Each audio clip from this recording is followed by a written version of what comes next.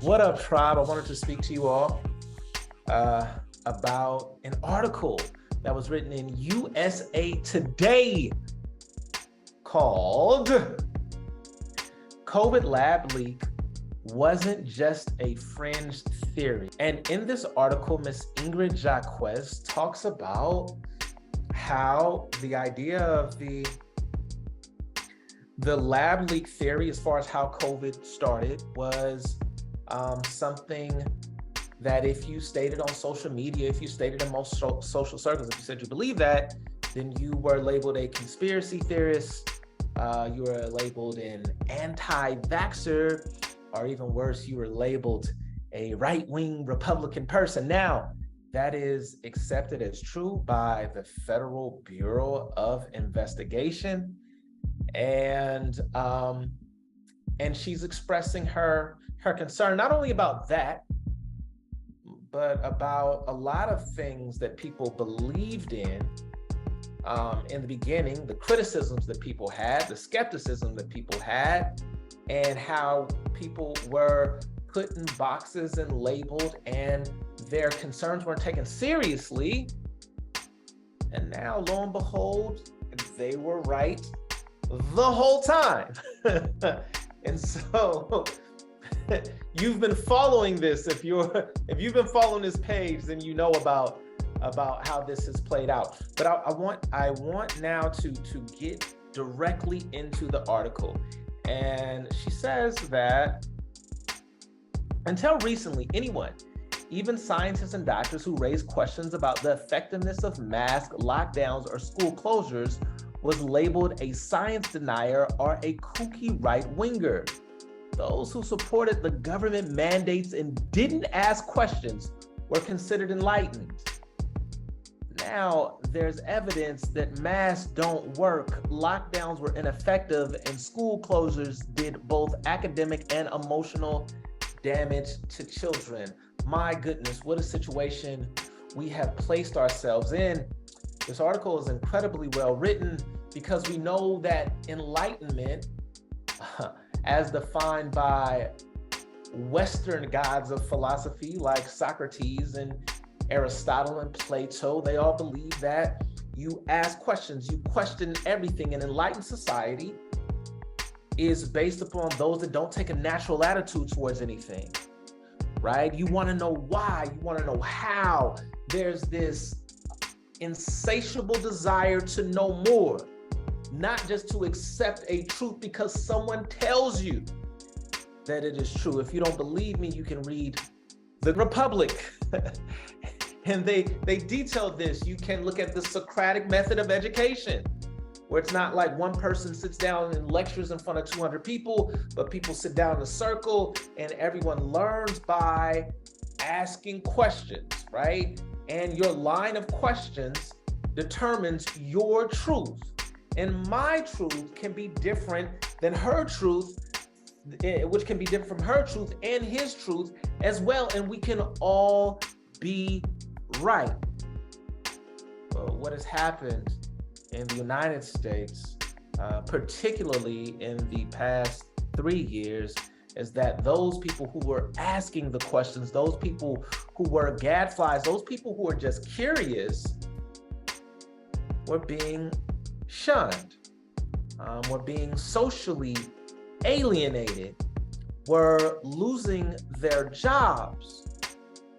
Now come to find out, the questions that these people had, concerns that people had, were absolutely legitimate ones. And so when we talk about the lab leak, when we talk about masking, Ms. Jacquez goes on to say that a comprehensive review of research from the respected Cochrane Library reported in January that wearing masks, regardless of type, makes little to no difference in the transmission of illnesses like COVID-19. Turns out the individuals, often moms, who raised concerns weren't so crazy after all. So we framed these women that didn't want their children to wear masks as extremists, right? And think about everything that happens in school for children ages, let's say 6 years old, 7 years old. There's so much that you learn.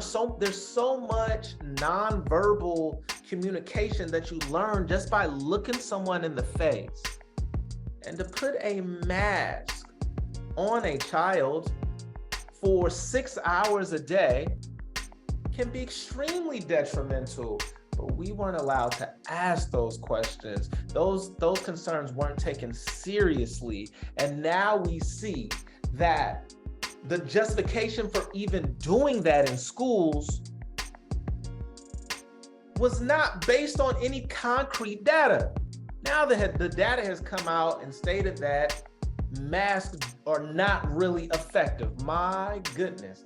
And here I am in the San Francisco Bay Area, ground zero to extreme masking policies. I went to MOAD, the Museum of African Diaspora, a few weeks ago in San Francisco, and they made everyone wear a mask. This is about 2 weeks ago, right? And so now we see that it didn't make any sense. And what happened in California was that the mask became a tribal marking. It wasn't rooted in any kind of concrete data. It was rooted in the fact that you show that you are liberal, you show that you are left-leaning, and that you are progressive by wearing this mask. You wear this mask and you show that you hate Donald Trump just as much as I do. It had nothing to do with health. But let me bring it back to this dilemma that we are now in which the people who were silenced for 3 years, it is now revealed that they had several great points and that we should have had real discussions as a society instead of engaging in censorship. What do we do? But what do we do now? What do we do? How do we move forward? How do we reconcile? And for me, the hurtful thing is that not only were people not allowed to see their families, Christmas was canceled, Easter was canceled several times.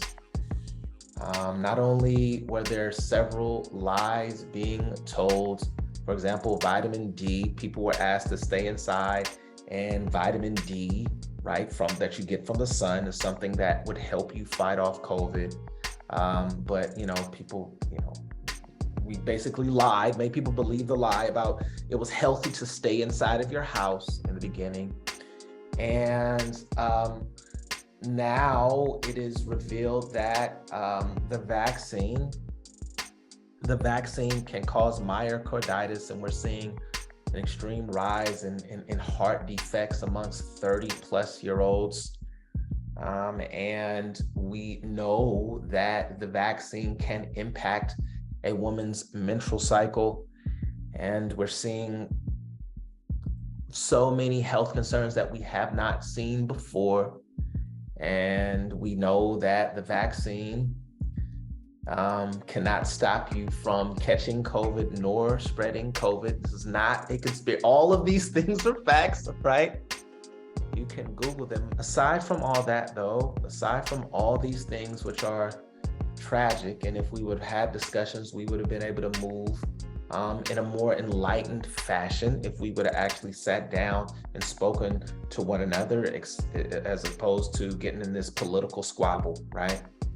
But I'm going to tell you something. As an educator, what hurt me more than any of those things was to look in the face of the class of 2020 and to see these 18-year-old kids across the board wearing the face of depression, the face of defeat, the face of burden at a time in their life where they're freshmen in college. They're supposed to be so excited. And to see what a group of kids look like who have worked for 12 years, K through 12, to be big seniors, to go to their senior proms, to go to the senior picnic, the senior fling, and to graduate, especially for the first generation graduates, to see them work that hard and to have all that taken from them, right? And to know now that there are things that could have been done to ensure that they had a graduation, that all of these things, asking them to stay inside of the house and telling them that to have online education was the best thing for them, to now know that all of that was predicated on a lie. What are you going to do to get them to believe in this system again? What are you going to do to get them to no longer be depressed, to find something to be happy about, to strive for their dreams, to know that they can still achieve everything? What needs to be done to bring brightness back into their eyes? Because it's not about me, it's not about older skeptics and critics, it's about them. All the people that you lost along the way based on lies. That's my take. These are my questions. These are my concerns. What are yours? Let me know in the comments. Let me know. Don't be shy. Don't be bashful. And please, please, please subscribe to the tribe. Until next time, peace, tribe. And another one.